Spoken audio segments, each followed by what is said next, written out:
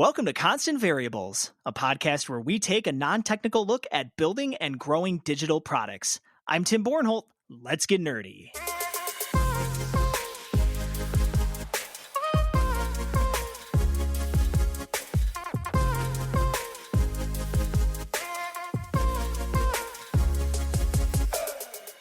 This episode is brought to you by the Jed Mahonis Group, the go-to tech team of the Upper Midwest. Check out some of our latest projects with companies like Little Free Library and TurnSignal at jmg.mn. While you're listening to Tim's conversation with Hannah, please take a second to rate and review the show on Apple Podcasts. Help us out with a rating and review, and we'll thank you with a shout out on the show. Visit constantvariables.co/review and we'll take you right there.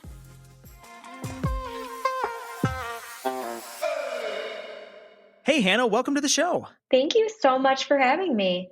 We're excited to have you here. I'd love for you to take a chance to give us a little bit of intro on yourself and tell us how you became a technical recruiter. Absolutely. Well, my name is Hannah Staal, and I'm based out of Grand Rapids, Michigan. I work for a company called OST, Open Systems Technologies, and we're a technology consultancy. My path has been very interesting. You won't find many people that say they went to school to become a recruiter. And so for me, I had an interest in Spanish and hospitality originally. So I ended up landing a temporary job in a call center speaking Spanish with Hispanic families. That then relayed into a full-time marketing opportunity. And from there, I fell into people services and talent acquisition. After I was in that corporate space and talent recruiting for about a year, I made a move to third-party staffing, focusing on user experience and creative positions. And about 3 years later, I wound up here, which is Open Systems Technologies. And we are a technology consultancy, as I mentioned. And I love it here. I've been here about 4 years, and we've grown tremendously from 165 people to about 350.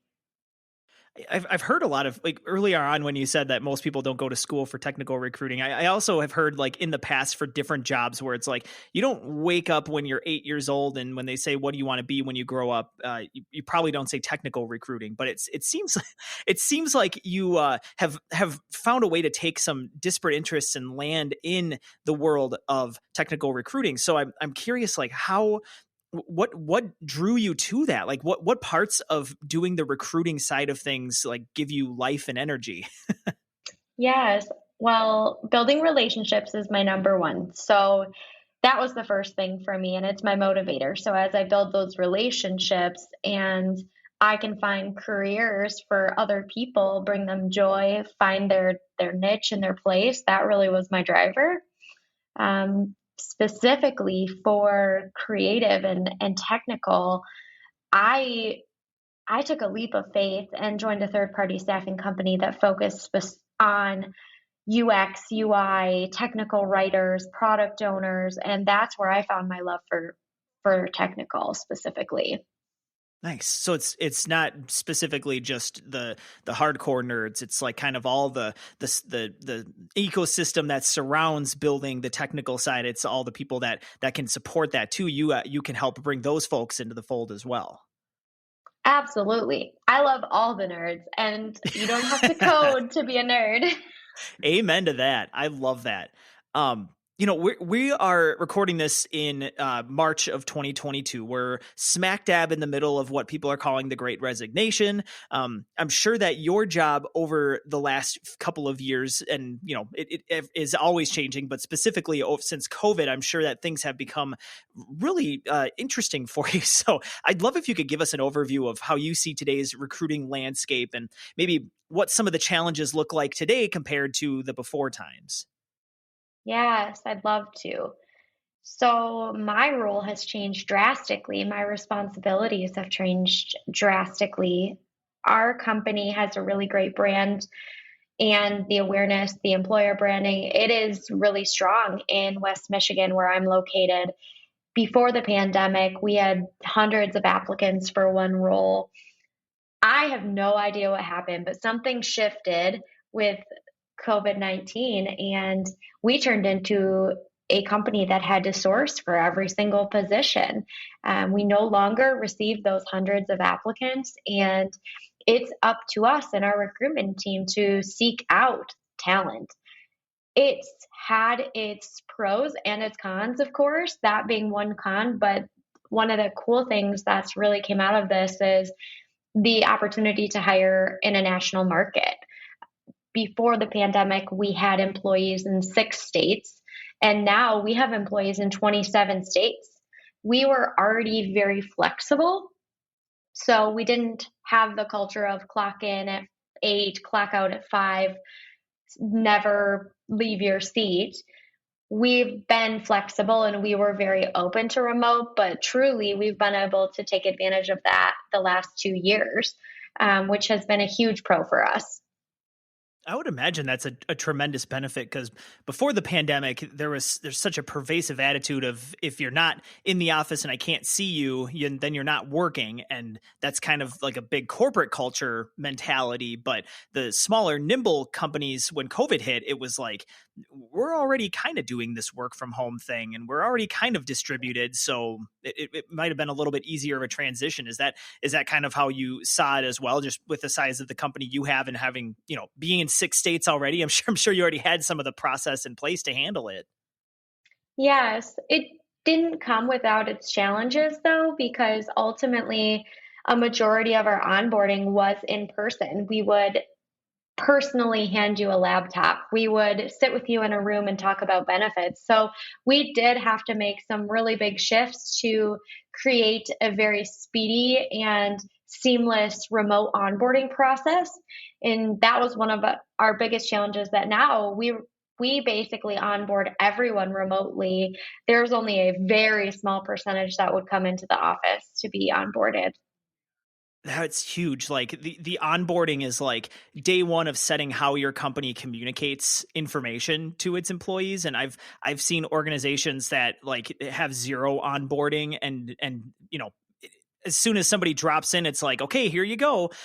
You kind of are left looking at a blank screen with with a cursor flashing. It's like, what am I supposed to do at this point? So that's really cool. I think a big thing that people should take away from that is really like most problems in companies come down to that communication level and having those solid onboarding processes from day one. That has to set the tone absolutely right. And I'm glad that it sucks having a pandemic. Let's be honest, but it's cool to have that be the impetus for, hey, let's actually get a process and some communication in place that we can, get people get developers and other technical folks onboarded as quickly as we can. Yeah, absolutely. And I can't imagine how hard it is to be onboarded during this pandemic remotely if you're not used to that and you've accepted a new job. So trying to make sure that we're giving so much support to those new hires is so important. Oh, absolutely. I heard about a poll that was taken at a software meetup that, it asked everybody there how they got their current job, whether they applied directly, worked with a recruiter, or they knew someone at the company. And the results were somewhere around like 2/3 of the people said that they got their job by knowing someone at the company. I was trying to look up to see if this poll was taken before or after the pandemic, because obviously that's shifted some things around. But I still think the mentality is true there, that most people seem to get their jobs by having an in already at that organization. How do you take information like that and how does that information impact hiring strategies?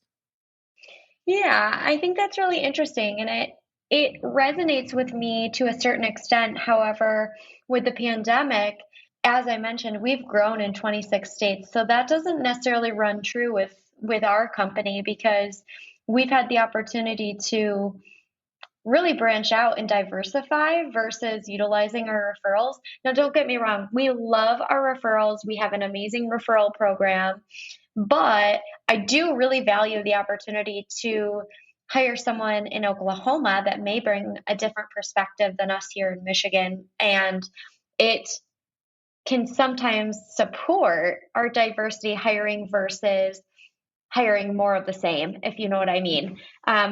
However, to answer your question, I think if you're looking at folks that know someone in a job, it pushes our recruiters to network more often, to build more connections, and it pushes candidates to network as well. So it's really on both ends. How do we build relationships with people in our community that can vouch for us? Yeah, I think that's one thing I was going to ask you about was like how you're able to go out and recruit during the pandemic. And it seems like a no-brainer solution is it's a long-term solution, but building those communities and going into the community and making yourself known and trusted. I mean, to me, that seems like the no-brainer approach. But there's so many jobs that are out there and not enough people to fill them that it's kind of a long-term strategy. I mean, is that do you have like a lot of different strategies you're trying to employ, like both short term and long term, to get people in the door? We do. Honestly, within the last year, though, our strategy is more so around keeping the people we have.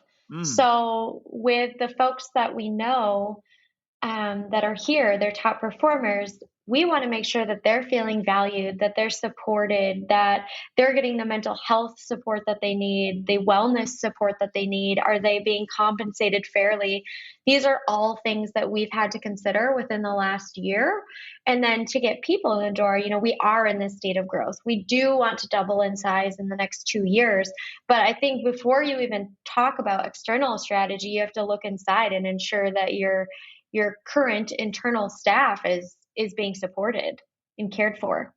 Oh yeah, that's huge. I think it's when you think about being an entrepreneur, you always hear people say that you shouldn't try to go after new business. You should try to foster the existing relationships and business that you have in the door already. And I mean, the same holds true from a employer-employee standpoint. I mean, I think you can just turn on the news and look and see how many companies are struggling right now because people are just fed up of not being treated well, and especially in an environment where those highly talented top tier people can just basically throw a dart at the wall and get hired at whatever company hits it.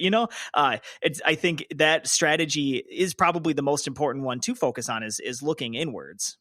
Yeah, yeah, absolutely. Because with what we've seen from the great resignation, people are no longer afraid to quit their jobs. I mean, if they are unhappy, if they get a higher offer, these are all going to be factors that are going to truly almost almost kill your business. I mean, you have to take care of the people that you have, and then you will then get more referrals because the people are happy within your company.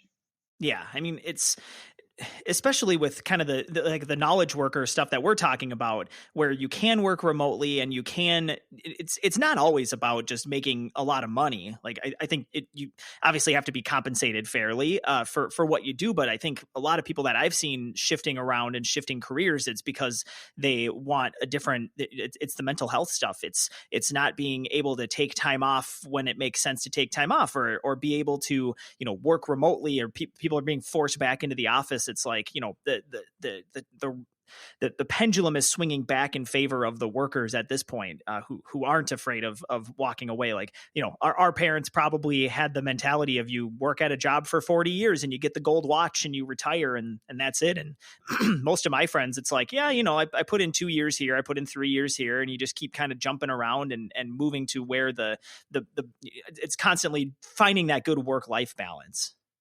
Yeah, yeah. And that's what matters most. So, yeah. Yeah. Well, speaking of filling technical positions, are you finding it like just blanket across the board? It's hard to find people, or are there certain positions that you see out there that companies are struggling more so than others to fill? I think we've had to make some adjustments truly in when we were looking for technical positions. 2 years ago, we could have said that it takes us 30 days to fill a technical position. And now, if you look online, that market average is more so around 60 days. And so we've had to adjust with not only moving quickly and being agile, but understanding that it could take a longer time to find the right person for the role. And then we've had to adjust with compensation requirements. We're based out of Grand Rapids, Michigan. We have a pretty low cost of living, and we've never had to compare or compete with national standards. And so we're doing our best. Specifically, I think on our end, mobile developers have been really difficult to find this year, iOS, Android, and we have some specific cloud work that we're doing too that's been a challenge for us. Yeah, I run a mobile app development company, so I would agree with you. It is very hard to find mobile developers specifically, but it's really across all disciplines and across all frameworks and whatever. It is a challenge. And to your point, with the pandemic and having everybody and having companies kind of adjusting their perceptions of what work is, along with the good that comes with it from an employee standpoint, from an employer standpoint, when you're going out and trying to recruit these people, now you have to recruit against like the FANG companies that can, throw out Silicon Valley wages to recruit somebody to work remotely. It's very tenuous right now to be a hirer. So I feel for you. Yeah, it's challenging. It's also what makes it fun, but when you're working with really tight deadlines and signed business, it can be a lot of pressure as well. Yeah. So hopefully they're taking care of you too, because it's not just the nerds that need to be taken care of from a mental health standpoint. So I think a lot of times new developers, especially, I do a lot of mentoring for first time developers, people coming right out of Code Academy and stuff, and that's always like it's so hard to find. I think break into this field. Maybe I'll stop there and ask you, like, would you agree? Like being a technical recruiter, have you seen it? Like, I don't know if you talk to a whole lot of junior developers or juniors in this space, but do you think it's hard are you seeing that it's hard for juniors to break into tech? Oh, yeah, absolutely. I think it's such a big challenge, especially in our space of consultancy. And that reason is because we're consultants. We communicate with clients all day long. We not only code, we're not only working in the technical space, but we have to have those communication skills.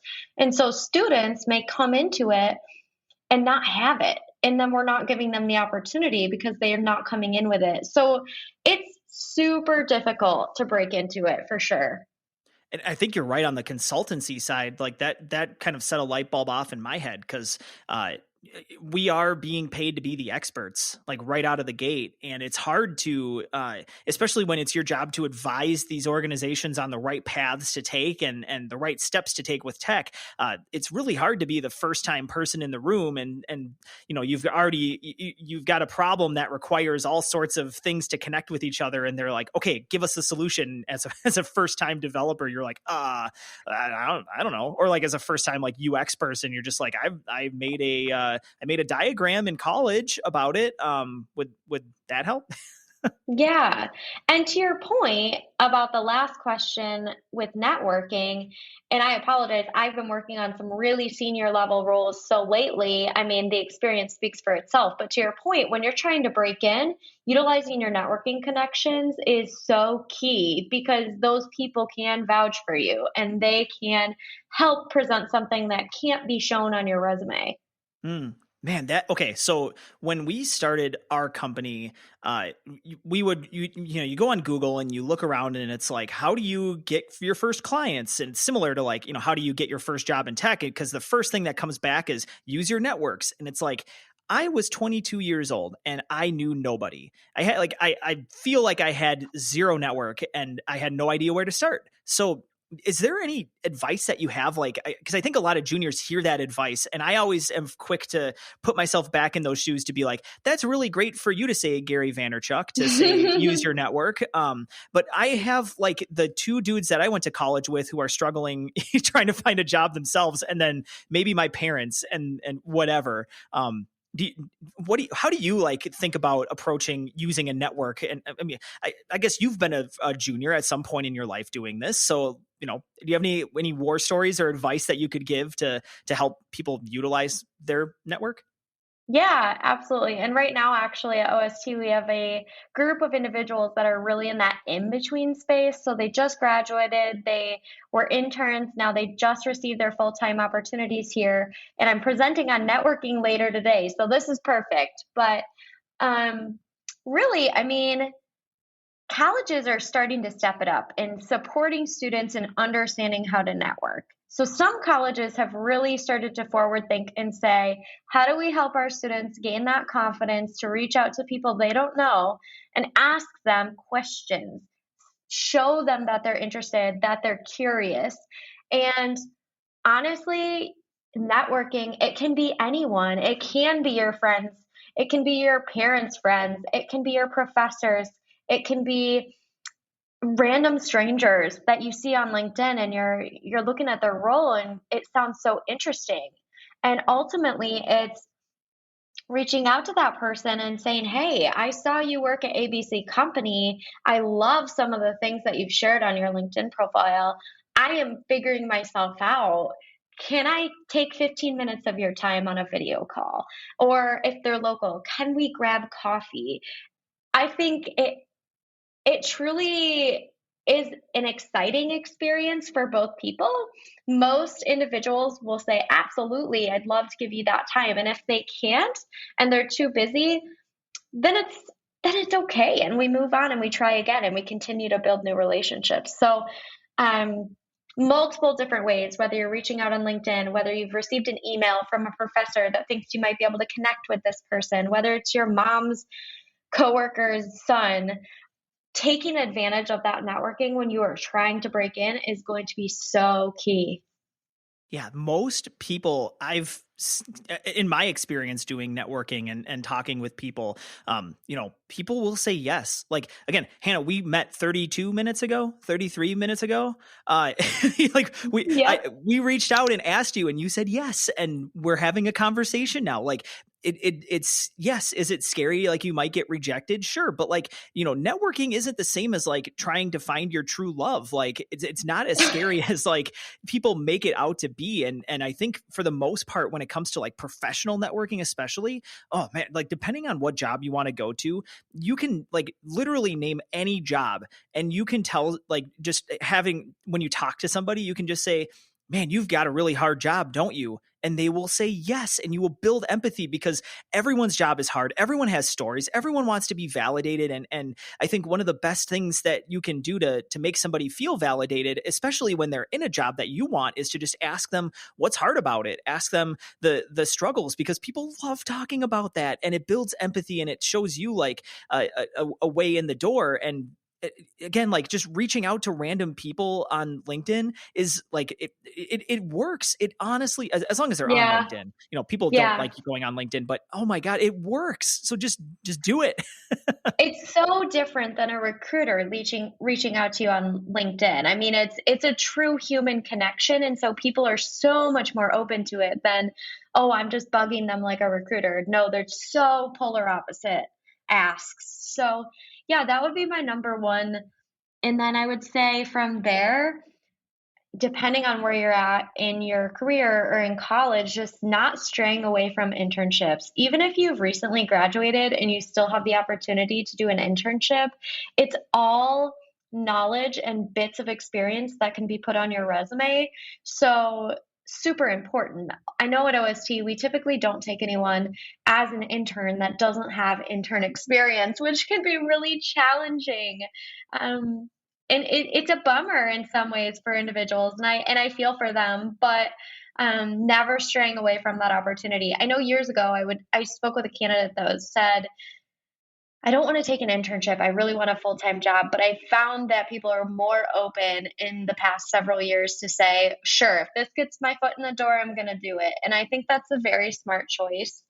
And then also, I had an experience a couple weeks ago. It was super cool with a candidate that wasn't quite entry level. However, she was trying to break into the UX space, and most of her experience was in visual design. I had looked at her portfolio. It was awesome. The conversation was fantastic. Culturally, she would be a great addition to the team, but she truly lacked in that UX wireframing, like the technical chops of a UX designer. And I had asked her about some programs like Adobe XD or Figma, and just shared with her that our team loves working with Figma. It wasn't even a couple weeks later, and she had sent me an email and said, I love Figma. I've been working in it since our conversation. Shared some examples of work. I think she moved her website and did some things with Figma. And I could not help but just respect her. And I moved her forward to a team interview because of the work that she did after our first conversation. I didn't ask her to do that, but she went above and beyond. Yeah, it's shocking to me how like so few people do that. Like if you really want to be in this space and you want to get a job, like sometimes you have to put in like the extra effort, because that's what employers want in the end, is like somebody who you don't have to sit there and tell them what to do. It's like, if you want to be a UX expert, you should know the tooling, and you should not only like, you should know the tooling, but you should be excited about the tooling and trying to find what is the best tooling and figuring it out. And so you might not know that right out of the gate, like that Figma's the hotness right now with inside like consultancies. But I love that story, because I there's so many people that we've hired that's exactly what made them step apart. It's not even like, to me, it's not that much, but it seems like something that most people just don't think about, is taking that extra step and applying themselves in that specific way to make you stand out. Yeah, yeah, absolutely. And specifically with technology, I mean, very similar. If you looked on our posting and you saw that you wanted a developer role and that we're a .NET shop, I'm starting to expect that you hopefully did some research into .NET if you've been more in the Java space. We need to see that additional homework that you've done when you're applying for a role. Right. One thing tying those 2 points together with networking and with doing internships is, boy, getting an internship is a really great way to build your network. Yeah, absolutely. Yeah, I think that's, and I'm glad to hear, like I'm not that far out of college. I graduated like 10 years ago, and I think I wish at that time that there were more networking opportunities, or that at college, and especially if you go to a university and you study like the traditional computer science route, you're learning algorithms and different things like that you that do kind of help you in your job, depending on what your job is, I guess. But boy, like having just some of those more vocational skills, or some way of like teaching the soft skills that would be way more useful in actually getting you a job and getting you moved forward. It's hard to like figure out how they can strike that appropriate balance, because you do need to train. Like if you're going to be an electrical engineer, you need to know how transistors work, or like what flux is, or that kind of a thing. But you also need to know how to talk to somebody so that you can go out and get a job. So it's tough. Yeah, it is. It's super tough and it's scary. It's all, making leaps and bounds to get there. So we've talked a lot about the junior side of thing, of like people coming in fresh looking for their first job in tech. But I think there's probably something to be said about people that are mid-level. Like I know that it feels like once you get to a certain point that you all of a sudden, like we talked about, you can just spend 2 years at a job and jump to the next one. Is it that easy? Like what advice do you have for people that are mid-level technical people that are looking to make a switch? Honestly, I would say at this point, treat your LinkedIn as your resume. If your LinkedIn is not as spruced up as your resume, it needs some work because so much of recruiting is digital recruiting now. I am looking at a LinkedIn profile much more than a resume. So that's really important to me personally. And that's my own subjective opinion, but it's important that I see if you have a GitHub, if you have a portfolio site, all of those things need to be on a LinkedIn. And it's just so easy to make connections on there that I like to see how you've dug into different articles or what your activity is on there. So that's more for mid-level technical people that I find really interesting and ways to connect there. The other piece, I think, if mid-level technical folks are looking to make a switch, is truly to decide what matters to you. If you're entry level, you're just trying to find a job. You want to find your first job, and that's all that matters. Mid-level, you have opportunity. So decide what matters to you. Are you looking for a company that aligns to your values? Are you looking for a company that the technical aspects of it is all that matters? Are the skill sets going to align to yours? What does management look like? I think this now is the time. There's so many job opportunities, not enough people. However, making a job just to jump probably isn't the right decision either. Um, I I would say be as mindful as you can about making those switches. And we had someone at OST that was about to make a jump about a month ago, and she specifically was hoping for a promotion for some project opportunity that was coming in about 9 months, and she got an offer elsewhere that was just for a higher amount of money, and she almost made the jump, and then she thought about those values about patience and waiting for that project to come and growth and opportunity, and she did decide to stay. And I'm super happy for her, because to jump just for money or to jump for reasons that aren't going to align to your values is going to be a pain point in the future. Oh, that is so well said. I could not agree more with what you said, because it's so easy, again, like with the kind of skill sets that technical people have. People will throw money at you, but a lot of times, like, the more money comes with certain strings that you may not have anticipated. And it may be even, at a very high level, if you're thinking about like what ethically matters to you. I know so many junior developers specifically that get caught working for, like, ad agency, like not ad agencies, but ad companies, that all they do is they put crap out into the world that spies on people and does gross things with crypto mining or whatever. And it's like, do you really want to make your money doing that? Like, maybe Yeah. as a junior you do, but like as a to get your just to get your foot in the door, like you said. But I think if you want to, if you're a mid-level person and you're looking at making a career change, it really does take, some introspection of figuring out what matters to you. And maybe, you might make 120 grand working at company A and only 100 grand at company B, but company B allows you to work, 4 days a week, or they allow you to, get some time off to spend with your family, or you get better like health benefits or retirement, whatever it is. It's a bigger calculus than just the salary. And I think one big calculus, from my generation onward, I think is, millennials especially, it's like you very like purpose driven, and having those ethics behind what you're doing, like what you do matters, and what you're putting out into the world matters. So yeah, don't just I would agree with you, like, don't just jump to a new space just to make some money. Yeah. Yeah, and if that is your motivator, great. But if that's not your main motivator, then yeah, look inside yourself and make sure it's the right choice, because the opportunities are definitely out there. I think everyone's feeling that, like, "Ooh, do I do this or do I not?" And it just has to align with your long-term goals. And if you want to make a switch, kind of like that example that I mentioned with that designer, go the extra mile. Show that you're bringing value. Show that you're eager, enthusiastic, willing to put in some work to make that mid-level career switch.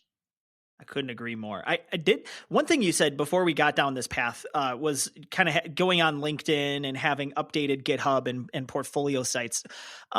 What I wanted to ask you was, from like a recruiter standpoint, from someone who's actually looking at this stuff, what things are you looking for? Like, what makes something stand out more than others? And what I'm particularly interested in is not necessarily LinkedIn, because I think there's not so much you can do to customize it other than, maybe bragging about yourself in a better way or whatever. But I'm thinking specifically from the GitHub standpoint and from the portfolio site standpoint, are there things that you see for sort of certain career paths? Like, I'm thinking from a developer standpoint, but obviously you're looking at also designers that might have a more interesting portfolio site, but maybe not much of a GitHub website.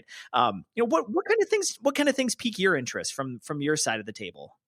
Yeah, it's interesting. And I think this will vary by organization. So what I say is truly just about, how I'm working as a recruiter at OST, but I'm looking for, a variety of projects that might show deep technical knowledge, whether it's working in .NET Core, whether they're showing their C Sharp, their JavaScript.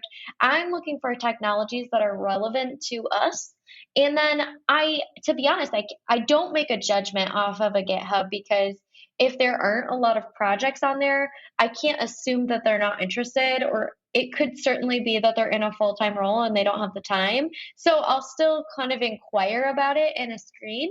With the portfolio, in design, I mean, that's super different because that is almost like an extension of their brand.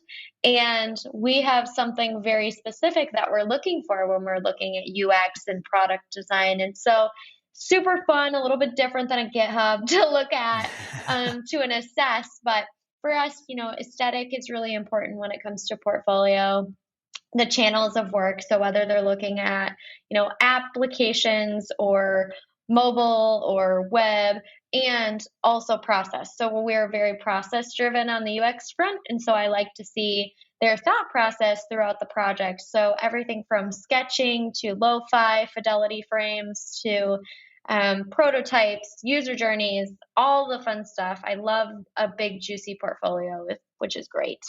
Nice. With that makes sense on the portfolio side, like, and the difference as well with GitHub. One question that I had since I have you here, as somebody that is technical and has, I have a GitHub account, but I never post anything in it because all my branches are private and I don't have time for open source at the moment.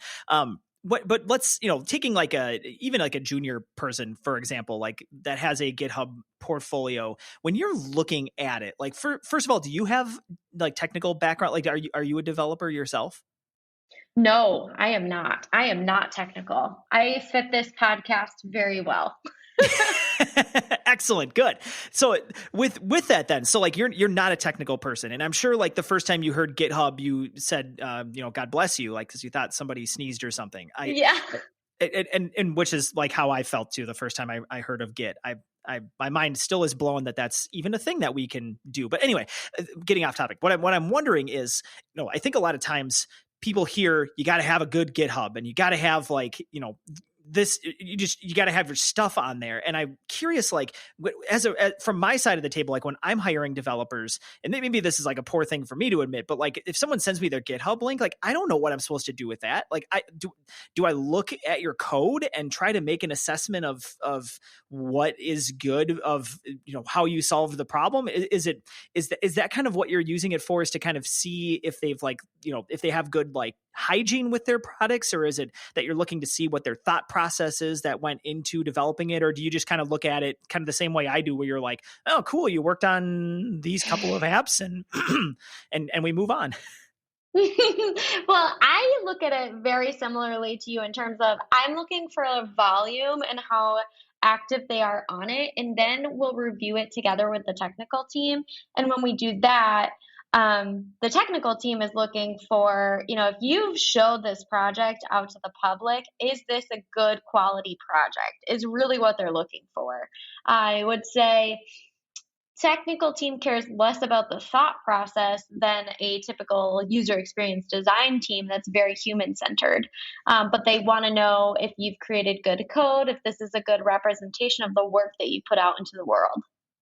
Got it. Good. Okay. That's really great to hear that, when people say you need to have a good, healthy GitHub account, it means different things to different people. And if you're kind of listening to this as a developer and wondering what to do and what that means, I think it means kind of just put your good stuff out there and make it shiny. Like, you want it to be something that's presentable and something that would make you appealing to somebody that would hire you, assuming then you would take similar care and take good consideration of the code base that you're going to be working on for them. Yeah, absolutely. Oh, Hannah, this was great. I really enjoyed our conversation here. I'd love to give you a chance to, maybe talk about OST or plug anything, or how can people get in touch with you if they want to ask questions about technical recruiting? Yeah, absolutely. So OST is a technology consultancy, and we're a 350-person organization.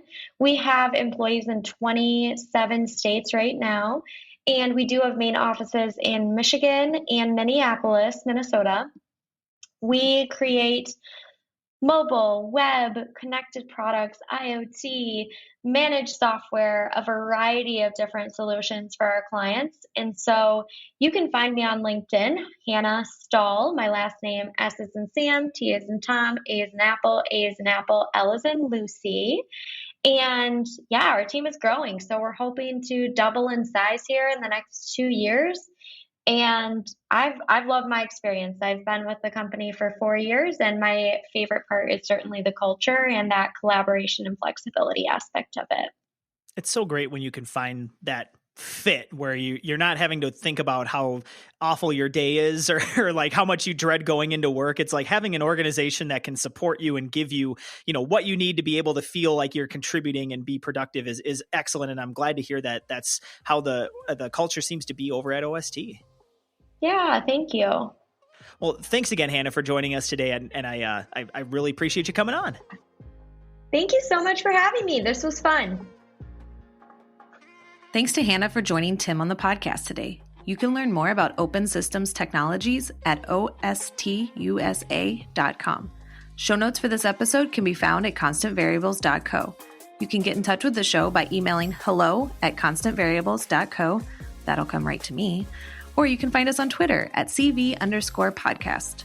Today's episode was produced by Jenny Karkowski and edited by the intelligent Jordan Doust. This episode was brought to you by the Jed Mahonis Group. You can find us at jmg.mn, or you can follow us on LinkedIn.